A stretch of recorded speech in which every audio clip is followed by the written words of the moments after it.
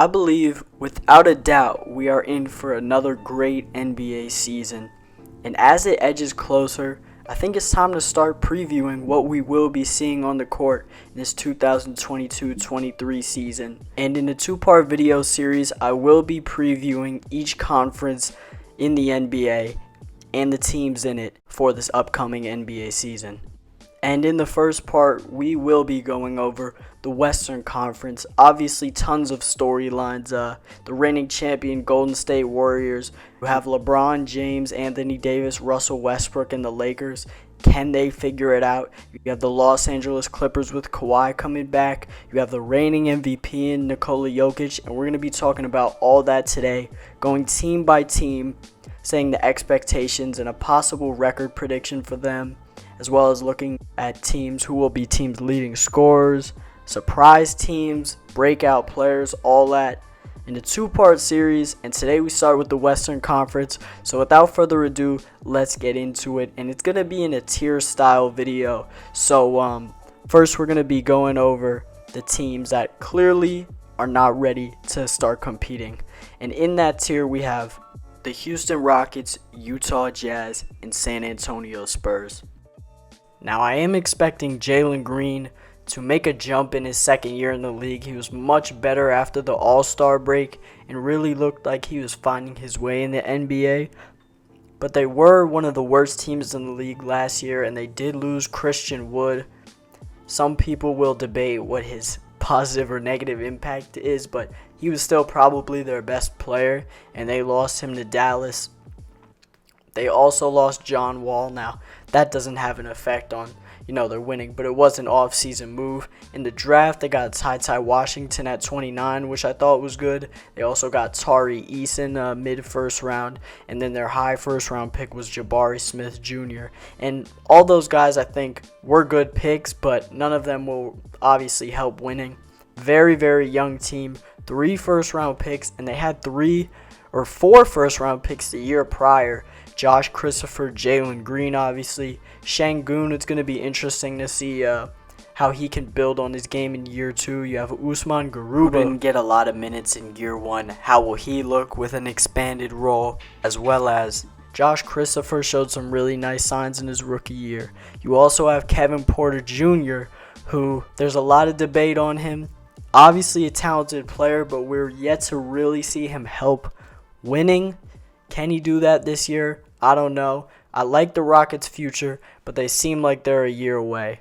Now, the next team that is in this tier, the San Antonio Spurs. Now, I liked what they did in the draft, getting Jeremy Sohan. I thought at his spot, Malachi Branham was good value, and they also got Blake Wesley, who I like a lot. I like what they did in the draft, but they made their intentions very clear when they traded away DeJounte Murray to Atlanta for future first-round picks. And it's very clear they want to extend this rebuilding process, and they are nowhere near done. They also have Keldon Johnson, who will have a bigger scoring load to carry, and it's going to be interesting to see what he can do with that. As well as Devin Vassell, 2 underrated good two-way wings on that team. And they have a decent future. They've got more picks now, but it's very clear the DeJounte Murray trade suggested. They are not expecting to be good this year, and they won't be good. I mean, Popovich might get them a few more wins because of how good he is as a coach, but overall, this is not a good basketball team in San Antonio. Now, the last team in this tier with San Antonio and Houston are the Utah Jazz, and last year they made the playoffs, and the year before that they were the number 1 seed. But this offseason they made it very clear they are entering a rebuild. They traded Donovan Mitchell to Cleveland. They got Colin Sexton, obviously a bunch of picks, as well as Lauri Markkanen and the rookie Ochai Agbaji from Kansas. Now, I think Sexton will be good in Utah. They also obviously traded Rudy Gobert away, though. And I think Sexton will put up good numbers if he stays there. But it's very clear they're trading their 2 best players by a mile for picks and players. But really, picks is what they're prioritizing. I think they're trying to make a run at possibly Victor Wembanyama, or really just in a really good 2023 NBA draft. They think it's the right time to close an era, really, in Utah of Mitchell and Gobert and start something new, possibly with Colin Sexton, Lauri Markkanen, Ochai Agbaji, Talen Horton-Tucker. Now, those guys are just potential pieces, but there's no real solidified pieces at all on this roster at the moment. And it's going to be very interesting to see what the future holds for this team. But next year, they're not going to win a lot of games. In the next tier of teams that could potentially make the play-in, but I would probably guess they miss out, are the Sacramento Kings and Oklahoma City Thunder. Now, Sacramento, this offseason, they got Malik Monk, they got Kevin Huerter, they got Keegan Murray as well, and De'Aaron Fox and Domantas Sabonis really seem to gel. I think they have a real chance to be a play-in team, but it's the Kings. I don't know how much faith I can have in them. Also, Davion Mitchell, I expect, will be better, especially offensively in year 2, or at least be a solid offensive player. He's already great on defense, and Harrison Barnes is good as well. You have Rashawn Holmes still. It's a solid squad. It's not bad at all. Just there's a lot of good teams in the West. And as for the Thunder, I definitely think they'll win more games with a healthy Shea back. You have Josh Giddey in year 2. Hopefully a guy like Trey Mann can maybe make a jump in his second year. And I liked what they did in the draft, but with Chet out for the year and really just still such a young roster, I can't see them winning too many games. I think they'll win more than San Antonio and Houston because Shea is just so good. And I really like Josh Giddey as well. And I think if healthy, that's a really dynamic backcourt. But overall, I don't expect them to win over around 30, 32 games. Tier above, I only have one team in this tier that is solidified play-in teams. I don't think this team will make the playoffs in the top 6, but I can't see them missing the play-in, and that is the Portland Trailblazers. My main concern for this team is the guard defense. With the Dame and Anthony Simons backcourt together, kind of brings the same problems you had with Dame and CJ, and the West is super deep. The depth on this team is a bit questionable. Shaedon Sharpe's not going to help you at all, obviously. They did acquire Jeremy Grant, which I think will help. He's a solid third option on that team, and he brings some really valuable wing defense. They also retained Jusuf Nurkic for a price tag that some thought was a bit much, but nonetheless, he's definitely a solid starting center in this league. As well as keeping Nurkic, they also re-signed Anthony Simons for 4 years, $100 million. So they retained their core. They also obviously extended Damian Lillard, but I just don't see a super high ceiling for this team. I question their depth in backcourt defense, and I will also be interested to see how Anthony Simons readjusts to a bit of a smaller role on offense, as he was really the focal point after Dame went down. And with him returning and the addition of Jeremy Grant, he's going to be playing off the ball again a bit more, and I think he will be able to adjust pretty well. But it will be interesting to see him play alongside Damian Lillard in big minutes. The next team in the West we will be talking about is really in their own tier by themselves, and that's the Los Angeles Lakers. We know they have LeBron James, we know they have Anthony Davis, but the fit with Russell Westbrook was abysmal, and we don't know if he'll be on the team next year. There are questions about if he will accept playing more of an off-ball role under new coach Darvin Ham. This team really lacks shooting, especially after losing one of their best shooters in Malik Monk, as well as Carmelo Anthony doesn't look like he's going to re-sign. They're really going to need Austin Reeves this year in free agency. They signed some young guys like Lonnie Walker, Thomas Bryant, Troy Brown, who have some two-way upside, but none of those guys are proven NBA players really up to this point. Later in the offseason, though, they were able to add Pat Beverly in a trade for Talen Horton-Tucker. And I think Pat Bev will really help them with his grit, his intensity, his leadership, his defending, and his ability to knock down some threes. They also brought back Dennis Schroeder, so it's going to be really interesting, the guard situation. Schroeder, Westbrook, and Pat Bev all have a chance to start at PG next to LeBron next year, but obviously not all of them are going to be there. So it's going to be really interesting to see who wins the job, and if in the end we will see Russell Westbrook come to terms with coming off the bench for them. I really don't know what this team is going to be. If everything goes right and LeBron can stay healthy as well as Davis, then this team could cause some problems still because of that high-end talent they have that very few NBA teams can match. But it could be like last year, if not worse, as a cast of role players is different. There's less experience. And we just talked about the Trailblazers, who I said didn't have a high ceiling. I don't think the Trailblazers have a particularly low floor either. The Los Angeles Lakers are the exact opposite. Their ceiling, if everything goes right, you never know. You always have a chance if you have LeBron James on your team. Their floor would be not even making the play-in like last year.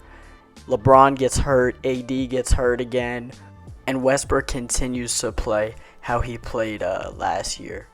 Moving into the top 8 of the Western Conference, I think every team that I haven't mentioned is definitely a playoff caliber team or has a playoff caliber roster going into this season. The first team in this tier that I would probably rank the lowest is the Dallas Mavericks. Now obviously they have probably a top 5 player in the league in Luka Doncic, who's only getting better. They did lose Jalen Brunson, and I do think they'll really miss him. They did acquire Dinwiddie at last year's trade deadline, and I think he will be a help. They're also getting Tim Hardaway Jr. and Christian Wood back, which will help with the spacing and add a scoring punch to a team that's really going to need it when Luka is off the floor. I also think Jason Kidd did a really good job last year with this team, and they'll definitely be good. They'll win somewhere from 44 to 50 games, I'd say. But I just think the other teams in this conference have star power coming from multiple players and not just entirely from one guy. Next up, I have in the same tier of teams the team they beat in the conference semifinals, the Phoenix Suns. Now, I do think the Suns are going to take a bit of a step back this year, but they're still a really, really good regular season team that's very well-rounded, and they could finish still pretty high in the conference, but I don't see them going very far in the playoffs. I don't see them being a real finals threat. They just don't also have the star power, but Chris Paul and Devin Booker is still a great backcourt. They're a very well-rounded team that has really good three-point shooters, really good role players that play their part. Monty Williams is a great coach. They've built a really good squad, and they could win over 50 games in the regular season again this year. They were the number 1 seed last year.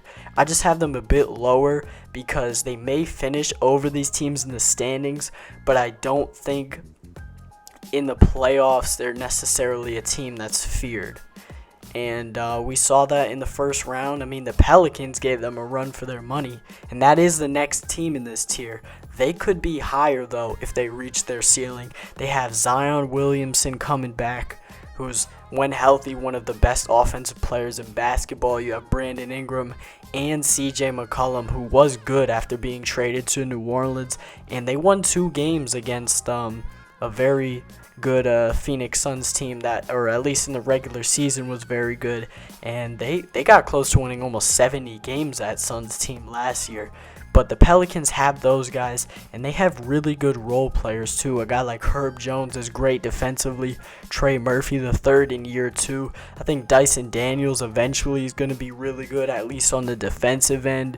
Larry Nance Jr. is a solid role player. Jonas Valanciunas puts up good numbers. Devontae Graham is a formidable three-point shooter. They've got a lot of pieces on that team, and I don't think anybody wants to play them. If everything goes right for this team, they could be really good, but you could say that about a lot of teams on this list. Now, next up are the Minnesota Timberwolves, who had one of really their best years in the franchise's recent history last year, and they went all in this offseason, making a huge trade to acquire Rudy Gobert and pair him up with D'Angelo Russell, Anthony Edwards, and Karl Anthony Towns. And they did lose a lot in that trade. Over 3 first-round picks. They lost the very valuable leadership and defense of Patrick Beverley, as well as Jared Vanderbilt, who's a very, very underrated defender. But they did keep McDaniels, which I think was really good. And this team also added Austin Rivers in the offseason. They're going to be really, really interesting to watch with the front court pairing of Towns and Gobert together. Interesting to see how that works out defensively and on offense.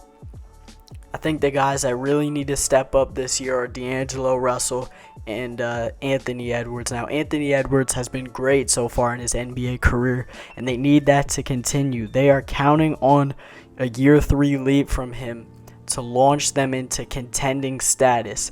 And as for D'Angelo Russell, he doesn't have to do that much this year. He just has to stay healthy and just be somewhat consistent. That's been the problem with him his whole career. If he can stay somewhat consistent, not be completely terrible on defense, just be a good facilitator, make his open threes when he gets good looks, and really just be a good leader for his team. The Timberwolves, as I said about these other teams, if everything goes right, they could be really good. I mean, they have a lot of top-end talent on this team. They have 3 all-star level players, and D'Angelo Russell was one a few years ago. And I think has the ability to get back to that level. I don't know if he ever will, but Minnesota, one of the most interesting teams in the West. And next up, a team that we have seen a lot more from compared to these other teams, but last year was disappointing, and that was the Denver Nuggets, as they were missing Jamal Murray and Michael Porter Jr. and have on their team, though, a top 5 probably player in the league in the 2-time reigning MVP, Nikola Jokic. And getting Murray and Porter Jr. back is obviously huge. They did lose Monte Morris and Will Barton, and they got Kentavious Caldwell-Pope. I think in year 2, Bones Highland, they expect to make a jump, and this is the year for them to make that jump to being a finals team. We saw them in the bubble. They got close. They made the conference finals. And they've been this young up-and-coming team for a while, but they're not really young anymore. They have to start competing for championships. We've seen them in the playoffs many years, and this has got to be the year they make the leap. And if they don't, I mean, they got to think about breaking that core up, making some changes, maybe trading for a guy like Damian Lillard. We'll see, but Timberwolves and Nuggets in the same tier with the Mavericks, Suns, and New Orleans Pelicans.